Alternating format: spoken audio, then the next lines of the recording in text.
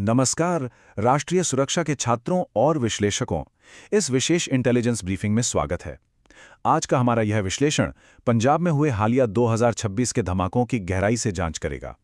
देखिए, पंजाब, जिसे हम हमेशा से उसकी शांति, लहलाते खेतों और एक बेहद जीवंत संस्कृति के लिए जानते हैं, वहां अचानक हुई इन घटनाओं ने कई गंभीर सवाल खड़े कर दिए हैं। हमारा मुख्य उद्देश्य बहुत साफ है: सत्यापित इंटेलिजेंस को महज अटकलों या ऑपरेशनल अफवाहों से बिल्कुल अलग करना। आगे बढ़ने से पहले आइए जल्दी से आज के एजेंडे पर एक नज़र डाल लेते हैं। हम घटना रिपोर्ट से शुरू करेंगे, दावों और तथ्यों की तुलना करेंगे, इसके ऐतिहासिक संदर्भ को समझेंगे, सीमा पार के खतरों पर बात करेंगे, सोशल मीडिया के रोल को देखेंगे और अंत में राज्य की प्रतिक्रिया का विश्लेषण करेंगे। तो चलिए सेक्शन 1 से शुरू करते हैं। घटना की रिपोर्ट और रणनीतिक स्थानों यानी ब्लास्ट साइट्स का विश्लेषण। अब इस डेटा पर गौर करें तो एक बहुत ही स्पष्ट और दिलचस्प पैटर्न सामने आता है। एक तरफ अमृतसर है, एक बेहद घनी आबादी वाला शहरी क्षेत्र जहां एक स्कूटर में विस्फोट किया गया, और दूसरी तरफ जालंधर, वो भी सीधा सीमा सुरक्षा बल यानी बीएसएफ मुख्यालय के पास, जो कि एक अत्यंत संवेदनशील सैन्य प्रतिष्ठान है। साफ सी बात है, लक्षित स्थानों की ये रणनीतिक प्रकृति दिखाती है कि ये कोई रैंडम घटनाएं तो बिल्कुल नहीं है।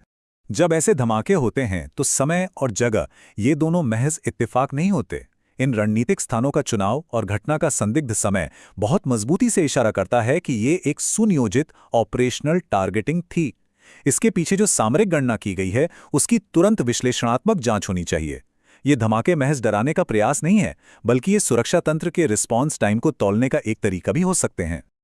आगे बढ़ते हैं सेक्शन 2 पर, दावे बनाम सत्यापित इंटेलिजेंस, जहां हम प्रोपेगेंडा को ठोस तथ्यों से अलग करेंगे। घटनाओं के तुरंत बाद, जैसा कि अक्सर होता है, दावों का दौर शुरू हो जाता है। एक तरफ ये असत्यापित प्रोपेगेंडा है कि कुछ अलगाववादी समूहों ने इन धमाकों की जिम्मेदारी ले ली है, लेकिन दूसरी तरफ असलियत है, यानी हमारी चल रही जांच। राज्य की एजेंसियां इस वक्त सक्रिय रूप से सभी ऑपरेशनल लिंक और सबूतों की वैज्ञानिक पुष्टि कर रही हैं। अलगाववादी संस्थाओं के किसी भी दावे को तब तक सच नहीं मानना चाहिए जब तक एजेंसियां उसे सबूतों की कसौटी पर न परख लें। खुफिया तंत्र हवा में तीर नहीं चलाता। उनका फोकस इस वक्त 3 मुख्य दिशाओं में बहुत गहराई से जांच करने पर है। पहला, क्या इसमें कोई मौजूदा आतंकी नेटवर्क या स्लीपर सेल शामिल है?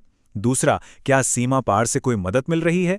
और तीसरा, सबसे महत्वपूर्ण पहलू, स्थानीय लॉजिस्टिक सपोर्ट सिस्टम, क्योंकि बिना स्थानीय मदद के बाहर से कोई भी ऑपरेशन लंबे समय तक टिक नहीं सकता।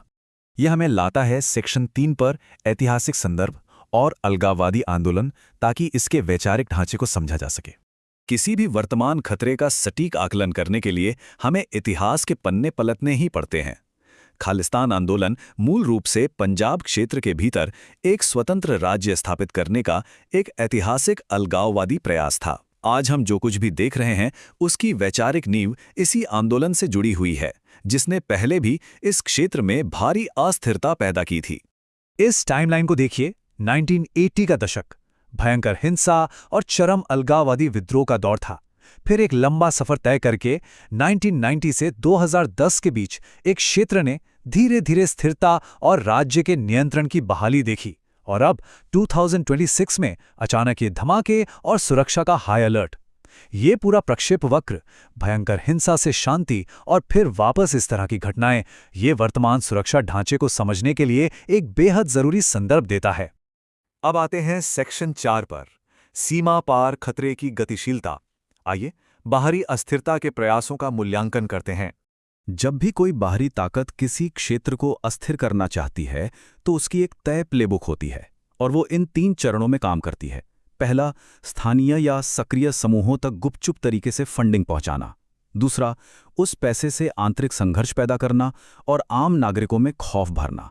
और अंत में लक्षित राज्यतंत्र को पूरी तरह से पंगु या अस्थिर कर देना। ये राष्ट्रीय शांति भंग करने का एक बहुत ही जाना माना तरीका है। लेकिन राष्ट्रीय सुरक्षा के जिम्मेदार छात्रों के रूप में हमें एक बात हमेशा याद रखनी होगी: अंतिम साक्ष्य और निष्कर्ष पूरी तरह से आधिकारिक खुफिया एजेंसी की पुष्टि पर ही निर्भर करते हैं। सिर्फ धारणाओं या बाहर से आ रही खबरों के आधार पर हम किसी नतीजे पर नहीं पहुंच सकते। हमें आधिकारिक जांच के पूरा होने का इंतजार करना ही होगा। यहीं से शुरू होता है हमारा सेक्शन 5, सोशल मीडिया एक वेक्टर के रूप में असम्मित मनोवैज्ञानिक संचालन। आजकल जो चीज़ धमाकों से भी ज़्यादा तेज़ी से फैलती है वो है डर। और बिना जांचे परखे वायरल कंटेंट को शेयर करना इस डर को आग की तरह फैला देता है। ये असमित युद्ध का एक बहुत बड़ा हथियार है। एक छोटा सा भ्रामक वीडियो या मैसेज पल भर में पूरे राज्य में सांप्रदायिक तनाव को भड़काने के लिए काफ़ी होता है। तो यहाँ असल खतरा क्या है? असत्यापित जानकारी साझा करना, मनगढ़ंत अफवाहें फैलाना और बिना बात के डर का माहौल बनाना। और इससे बचने का इकलौता उपाय है कड़े सत्यापन प्रोटोकॉल और तथ्यात्मक जागरूकता। इस डिजिटल खतरे को तभी बेअसर किया जा सकता है जब सनसनीखेज कंटेंट को आगे बढ़ाने से पहले हम तथ्यों को वेरीफाई करना सीखें। आखिर में आइए सेक्शन 6 पर नजर डालते हैं। राज्य की प्रतिक्रिया और जोखिम मूल्यांकन। देखते हैं वर्तमान शमन रणनीतियां क्या हैं। जाहिर है राज्यतंत्र भी पूरी तरह से मुस्तैद है। पूरे राज्य में हाई अलर्ट लगा दिया गया है। सक्रिय जांच टीमों की ग्राउंड पर तैनाती हो चुकी है।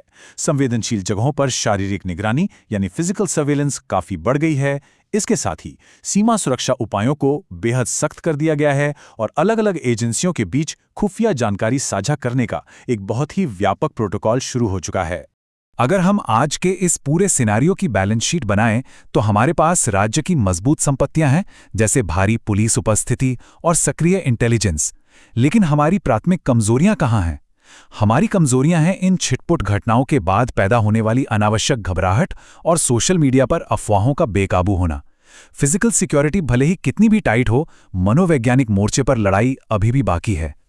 तो इस ब्रीफिंग के अंत में एक बहुत ही अहम सवाल हमारे सामने खड़ा होता है। क्या ये स्थानीय घटनाएं क्षेत्रीय सुरक्षा को अस्थिर कर पाएंगी, खासकर तब जब आम जनता जागरूक ना हो? एक विश्लेषक के रूप में इस बात पर गहराई से विचार करना बहुत जरूरी है कि राज्य की सुरक्षा और नागरिकों की एकजुटता, इन दोनों का सही संतुलन ही ऐसे खतरों का असली जवाब है। तथ्यों पर भरोसा करें, अफवाहों पर नहीं। आज के इस गहन इंटेलिजेंस विश्लेषण का हिस्सा बन